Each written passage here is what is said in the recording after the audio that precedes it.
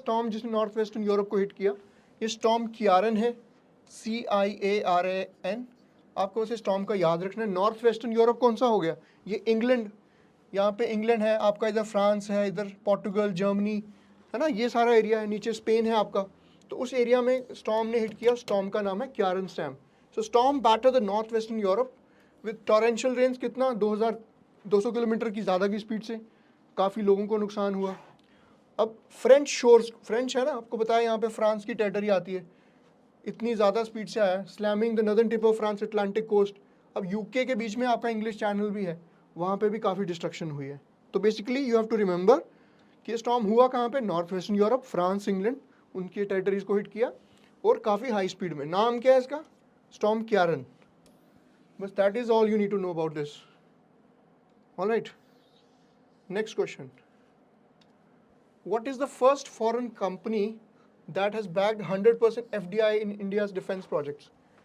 तो ऐसी foreign company पहली कौन सी है जिसने 100% FDI बैग किया इंडियन डिफेंस में? ये साब कंपनी का नाम है, साब। ये स्वीडन की कंपनी है, ठीक है। स्वीडन साब has become the first foreign company that has bagged 100% FDI in India's defence projects. तो ये एक फैसिलिटी सेटअप करेगी इन द कंट्री। ये क्या मैन्युफैक्चर करेगी? शोल्डर फायर रॉकेट्स, ठीक है, जो शोल्डर पे रख के मोटार गन्स फायर की जाती है ना, ये शोल्डर फायर रॉकेट्स को डेवलप करेगी। करंटली इंडिया अलोज ओनली 74, ठीक है। अभी हमारा देखिए, अब FDI क्या होता है? Foreign direct investment. उससे फॉरेन कंट्रीज़ के जो एंटिटीज़ हैं, कंपनीज़ हैं, इंडस्ट्रीज़ हैं, वो पैसा इन्वेस्ट करते हैं हमारे यहाँ के प्रोजेक्ट्स में। अभी हमने डिफेंस, क्योंकि एक सेंसिटिव सेक्टर है, हमने सिर्फ 74% उसमें FDI अलो किया है। बट ये पहली कंपनी बन गई है स्वीडन की साब जिसके 100% FDI का इसको अपॉर्चुनिटी मिला है, ठीक है। Beyond that clearance can be obtained on case by case basis. तो ये 74% ऑटोमेटिक रूट पे है, बट गवर्नमेंट अलो चाहे तो 100% अलो भी कर सकती है, जैसे गवर्नमेंट ने इस केस में किया है साब के केस में। So Saab of Sweden becomes the first country to bag 100% FDI in defence manufacturing. Alright, बढ़िया, चलिए आगे चलते हैं। Keep revising these concepts, get a clarity so that you are able to perform in a good way. आगे बढ़ते हैं। The next question is the business line change maker of the year award किसको मिला है? Change maker of the year, ये हमारे reserve bank of India, RBI। RBI is India central bank. Central bank of India, the RBI has been awarded what? Change maker of the year award, ठीक है। So it steered India to the turbulent period of pandemic. जब covid आया देश में क्या पूरे विश्व में आया, कोविड-19 आया, पूरे विश्व को हिला के रख दिया। पूरा economic system, health system, infrastructure, overall the entire world architecture was interrupted, उसकी वजह से क्या हुआ? इकोनॉमीज भी, जैसे हमने पहले पढ़ा कि नेगेटिव ग्रोथ चली गई थी, 24% के अराउंड नेगेटिव ग्रोथ हो गई थी। उस टाइम पे जो हमारे RBI के जो गवर्नर हैं एंड दी फाइनेंशियल उनकी एक्यूमन की वजह से, जो लीडरशिप है RBI में, उन्होंने इंश्योर किया कि हमारे फाइनेंशियल सिस्टम को ज़्यादा हिट ना हो। उस वजह से उस चीज़ को रिकग्नाइज करते हुए RBI को change maker of the year का अवार्ड दिया गया, because it will help ensure कि एक अच्छा हमारा इकोनॉमिक सिस्टम बना रहे। तो ये आपको समझना पड़ेगा। RBI में थोड़ा सा पढ़ लें आप। RBI क्या होता है? RBI is India central bank. It is the lender of the last resort. ये देश की मॉनेटरी पॉलिसी बनाता है, जो हमारे बेस रेट्स होते हैं, मॉनेटरी पॉलिसी, ठीक है, जो हमारे बेस रेट्स होते हैं। बेस रेट्स जैसे हमारा CRR, SLR, या हमारा जो repo rate, reverse repo rate, base rate, ये सारे रेट्स कौन डिसाइड करता है? ठीक है, RBI। और RBI की हर 2 महीने बाद, बाई मंथली, हर दो महीने के बाद एक मॉनेटरी पॉलिसी रिव्यू कमेटी बैठती है, जो मॉनेटरी पॉलिसी के रेट्स हैं उनको रिव्यू करने के लिए हर 2 महीने के बाद this committee sits to give up a good idea of the current. जैसे फॉर एग्जांपल, अगर इन्फ्लेशन बढ़ गया है, ठीक है, इन्फ्लेशन बढ़ गया है, मार्केट में पैसा ज़्यादा है, तो पैसा ज़्यादा है तो खींचना है, पैसा वापस लाना है, मतलब बैंकिंग सिस्टम से RBI अपने पास लाएगा। वो क्या करेगा? CRR बढ़ा देगा, CRR या SLR, सॉरी, वो रेपो रेट बढ़ा देगा। रेपो रेट बढ़ाएगा तो लोन लेना मुश्किल हो जाएगा, लोन लेना मुश्किल होगा तो पैसा कम मार्केट से पैसा सक होगा, रिवर्स रेपो रेट कम हो जाएगा तो सरकार को लोन दे, सरकार के आरबीआई के पास पैसा आएगा तो इन्फ्लेशन कम हो जाएगा। तो ये एक बेसिकली हमने देख लिया ब्रीफली कि आरबीआई का रोल है। बाकी आप डिटेल में इसको आरबीआई के इंपॉर्टेंस को पढ़े, ये आपके कहीं ना कहीं एग्जाम में आना लाजमी है। It's a very important topic. Next question, M Kavach, a bot is a bot removal tool developed by which institution? CDAC. So CDAC एक ऑर्गेनाइजेशन है जिसने एक बॉट रिमूव, बॉट क्या होता है, बॉट क्या होता है, bots are automated software programs that are design to perform repetitive task.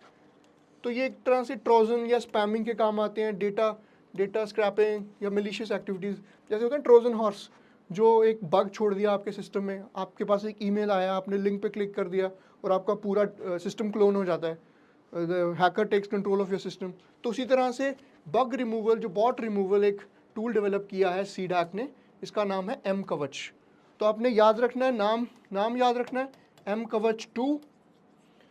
M कवच 2 किसने बनाया? सीडैक ने, ठीक है, सीडैक ने बनाया, ठीक है।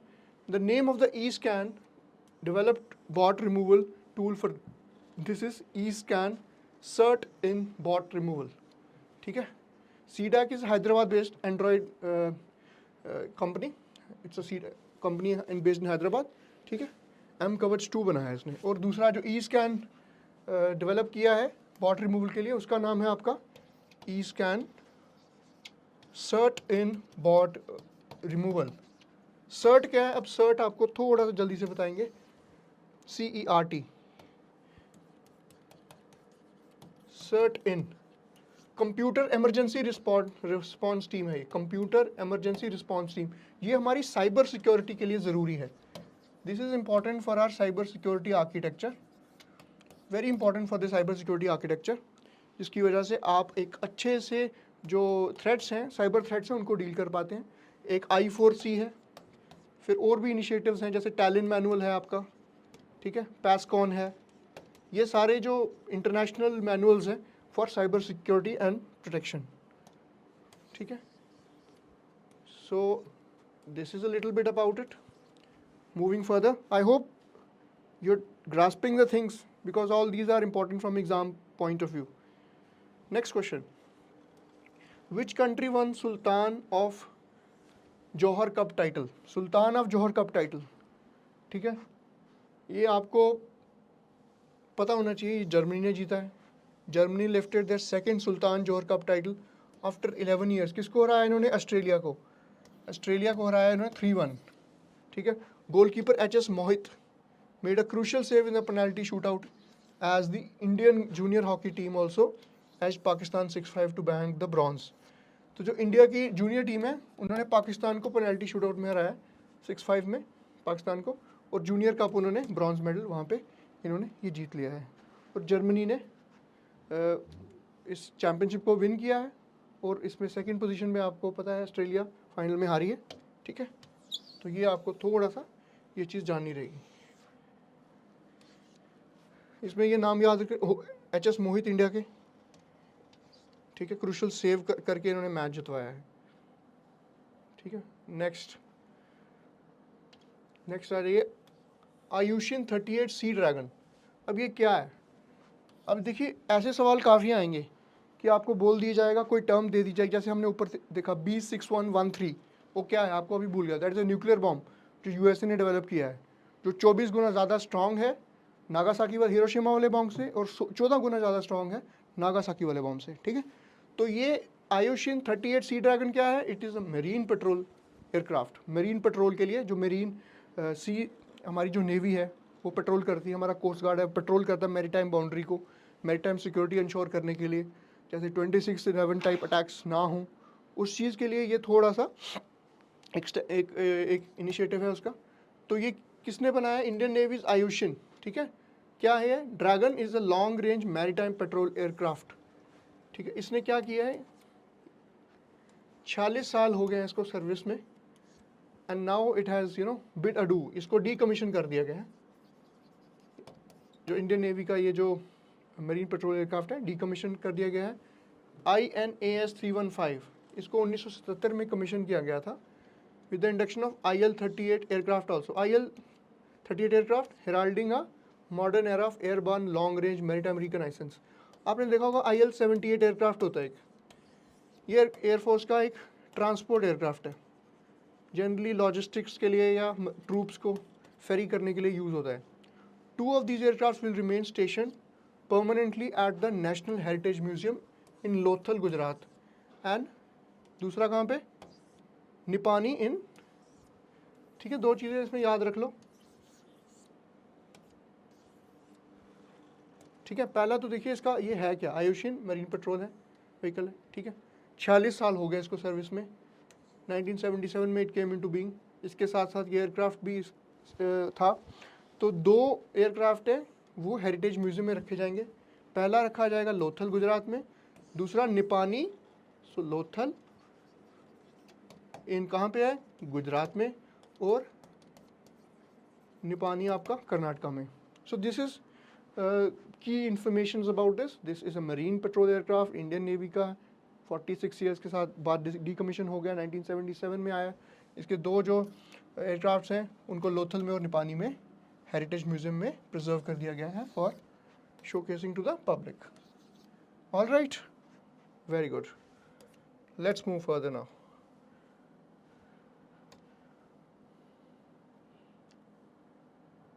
नेक्स्ट क्वेश्चन, महादेव बुक, ये सीधे क्वेश्चन आएगा, महादेव बुक जिसको रिसेंटली ब्लॉक किया गया, ये किस चीज़ से रिलेटेड है? तो अगर थोड़ा सा आपने नहीं पढ़ा होगा तो आप शायद गॉड से भी इसको रिलेट कर सकते हैं, बट लेकिन ये बेटिंग से रिलेटेड है, आपको ये ध्यान रखना है। महादेव यहाँ पे ये इन्फोर्समेंट डायरेक्टरेट ईडी का आजकल काफ़ी न्यूज़ में है, ये फाइनेंशियल टेररिज्म और मनी लॉन्ड्रिंग, ये financial terrorism plus money laundering को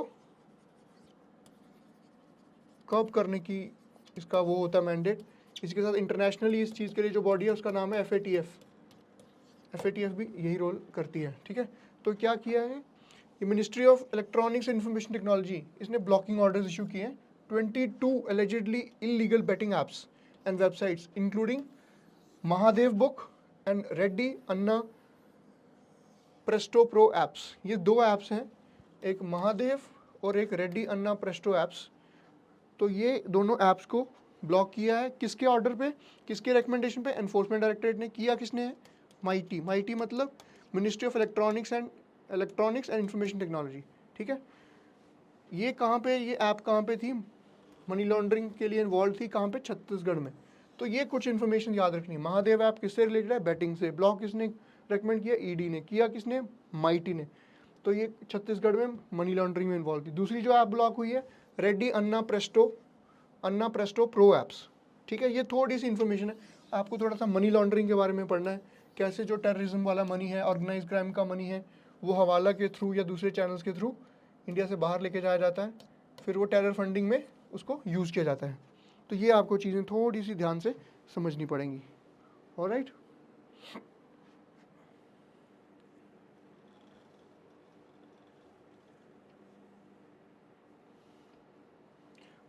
Which city is the host of 54th International Film Festival of India? Right? Which city is the host? International film festival ये हर साल होता है। इस साल कौन सा हुआ आपको ये याद रखना है, 54th।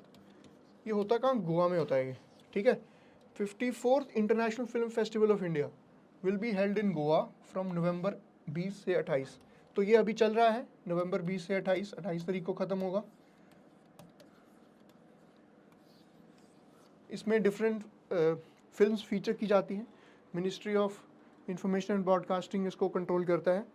जो इंडियन इंफॉर्मेशन सर्विस के ऑफिसर्स हैं वो भी, इनका भी काफ़ी इसमें इंपॉर्टेंट रोल होता है। यूपीएससी के थ्रू ही वो सिलेक्शन होती है उनकी, ठीक है। तो इसमें 2-4 चीज़ें थोड़ी सी आपको इंपॉर्टेंट जो याद रखनी है। पहली तो हमने पढ़ ली कि गोवा में हुआ है। दूसरा, catching dust.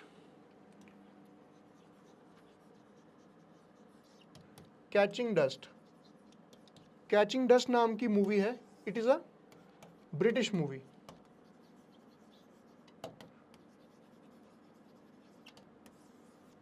Catching dust is a British movie, ठीक है। It is a British movie and it was the first. इस मूवी से इस फेस्टिवल की ओपनिंग की गई।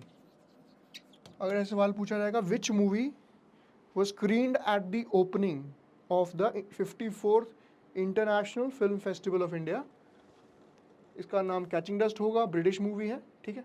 और ख़त्म इस फेस्टिवल का कंक्लूजन किस मूवी से होगा? दी फेदरवेट, दी फेदरवेट, फेदरवेट, ये एक अमेरिकन मूवी है फेदरवेट। इस this will be played in the closing movie. और इसके जो मिड फेस्ट होता है, एक तो इनॉग्रल सेरेमनी होगी, क्लोजिंग मिड फेस्ट जो मिडल ऑफ द फेस्टिवल में होगा, उसमें एक टर्किश मूवी प्ले की जाएगी about dry grasses. Dry grasses के ऊपर एक डॉक्यूमेंट्री और मूवी विल बी प्लेड, ठीक है। ये एक 3 चीज़ें होगी। पहला क्या है? पहला आपने देख लिया कैचिंग डस्ट, ये ओपनिंग में प्ले की जाएगी। फेदरवेट अमेरिकन मूवी है, वो क्लोजिंग में प्ले की जाएगी। और Turkish movie about dry grasses will be the mid fest movie. All right, I hope it's clear till here. तो ये basic factual information you have to remember. Next you have इसमें lifetime so all right, so Satyajit Ray, so we were seeing Satyajit Ray lifetime achievement award, ठीक है। ये इफ़ी हर साल देता है। इस साल किसको मिला है? Michael Douglas has been awarded Satyajit Ray's lifetime achievement award this year. He is a Hollywood star, ठीक है। ये 9 दिन का फेस्टिवल होता है। 270 से ज़्यादा फिल्म्स यहाँ पे स्क्रीन की जाएंगी। And the opening film in the feature section will be the Malayalam film Aattam, and non feature में एंड्रो ड्रीम्स फ्रॉम मणिपुर। तो ये 2 और इम्पॉर्टेंट फैक्ट्स हैं। फिर से एक बार हम देखेंगे एक बार इसको।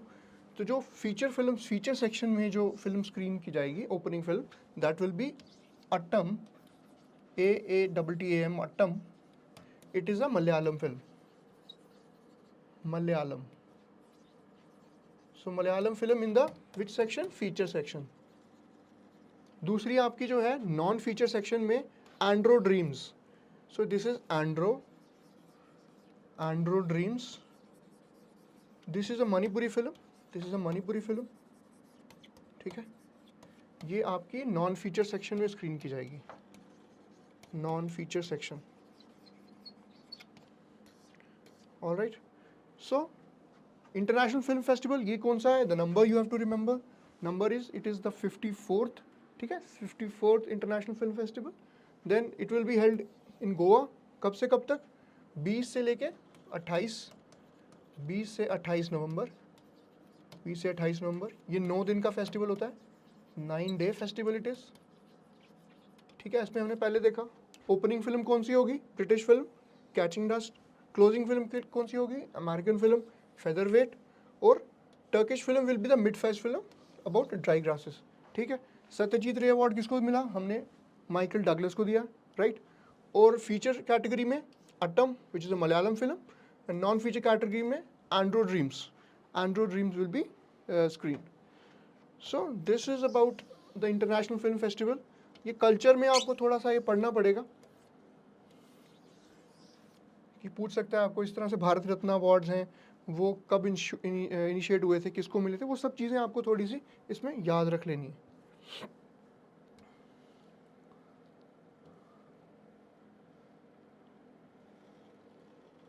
ऑलराइट, आपका नेक्स्ट क्वेश्चन है इसमें, which state sign the agreement with the 9 states for welfare of migrant workers, ठीक है।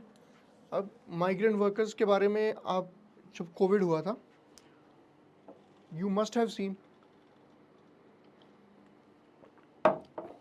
how migrant workers had to walk long miles, अपना सोर्स ऑफ एम्प्लॉयमेंट छोड़ के अपने गांव में सब लोग गए, उसकी वजह से कितना इनको दिक्कत हुआ। अब थोड़ा सा अगर अंडरस्टैंड करें हम कि माइग्रेंट वर्कर्स की मेजर प्रॉब्लम्स क्या हैं।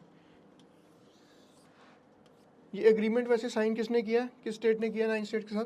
झारखंड ने, because it has a very large tribal population. Jharkhand की ट्राइबल पॉपुलेशन काफ़ी ज़्यादा, तो ठीक है। तो कौन सी स्टेट ने ये साइन किया है?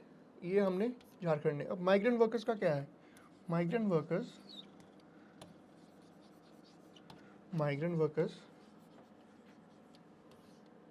ठीक है। फर्स्ट प्रॉब्लम इनको क्या आती है? कल्चरल इश्यूज़ हैं जब ये अपनी न्यू प्लेस ऑफ एम्प्लॉयमेंट में जाते हैं, ठीक है। जैसे फॉर एग्जांपल बिहार से, झारखंड से या नॉर्थ ईस्ट से वर्कर्स आएंगे, वो साउथ में जाएंगे तो उनको कल्चरल क्लैश मिलेगा, लैंग्वेज प्रॉब्लम आएगी, उसमें लैंग्वेज का इशू उनको फेस करना पड़ेगा, ठीक है। They have to face the problem of language. उसके साथ ही they will also have to face issues regarding better payments. उनको पेमेंट का इशू रहेगा कि और discrimination from the local people हो सकता है। अगर हम लोकल लोगों की बात करें तो उनको एक एसिमिलेट करने में,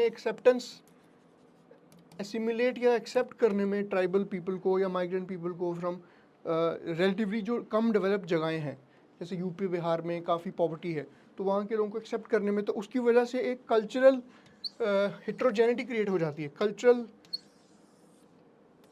ठीक है। कल्चरल एक्सेप्टेंस कम होएगी, कल्चरल एक्सेप्टेंस रिड्यूसेस,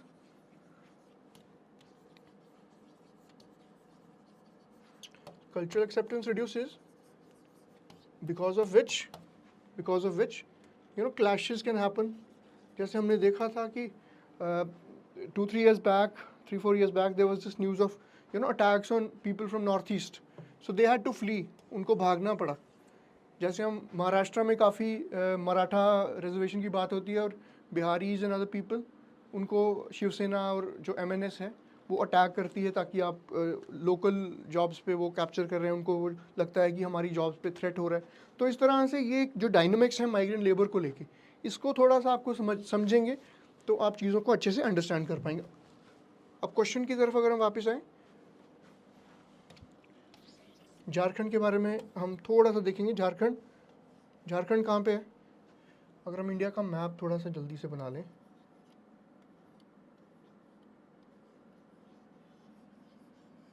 ठीक है, will draw schematic map of India, ठीक है। ये जो एरिया आपका, दिस ऊपर बिहार है आपका, इधर जो एरिया ये, this is Jharkhand. So it is in the eastern part of India, ठीक है, ईस्टर्न पार्ट में है। तो यहाँ पे काफ़ी ट्राइबल पॉपुलेशन है। जब 2000 में ये स्टेट बनी है, बिहार से कट के बनी है, तब इसलिए बनी थी कि यहाँ पे ट्राइबल राइट्स को, लोगों को लगा कि हमारे राइट्स हमें नहीं मिल रहे। तो यहाँ पे significant percentage of labours who move out of the state for work, ठीक है। झारखंड से काफ़ी मेजॉरिटी जो लोग बाहर की स्टेट्स में काम कर रहे हैं, उनमें Jharkhand is a big state, majority people who migrate, ठीक है।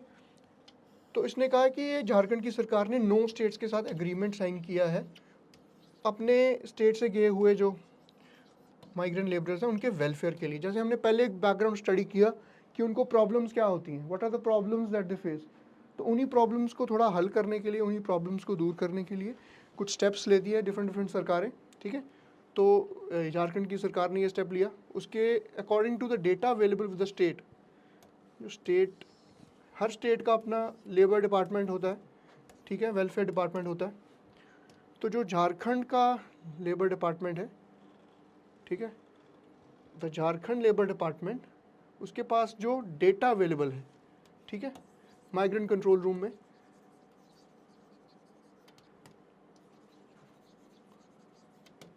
Fine, there are over 15 lakh registered migrant workers from Jharkhand in other states. तो this is a big number. So Jharkhand से जो माइग्रेंट लेबर्स बाहर काम करने जाते हैं उनकी संख्या है 15 लाख, 15 लाख माइग्रेंट वर्कर्स।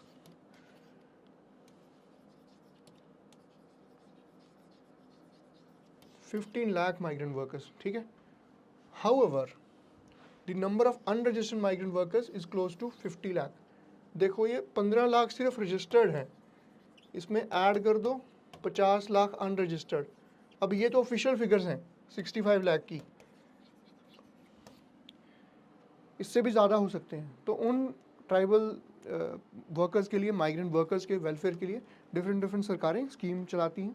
तो आपको इसके साथ साथ थोड़ा सा ये 2-3 आप एक्ट्स पढ़ लें।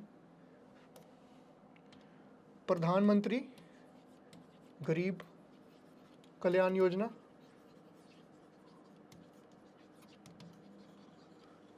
इसके साथ one nation one ration card scheme, इसका क्या माइग्रेंट वर्कर्स पे इफेक्ट पड़ेगा, one nation one ration card, और प्रधानमंत्री गरीब कल्याण अन्न योजना,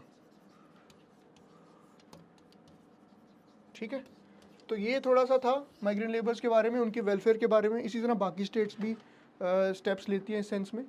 तो this is all about our today's lecture. Here we have try to understand the different facets of कि कैसे डिफरेंट तरह के इश्यूज प्रॉब्लम्स आती हैं। माइग्रेंट्स के बारे में पढ़ा, फिर हमने इससे पहले हमने इंटरनेशनल फिल्म फेस्टिवल के बारे में पढ़ा।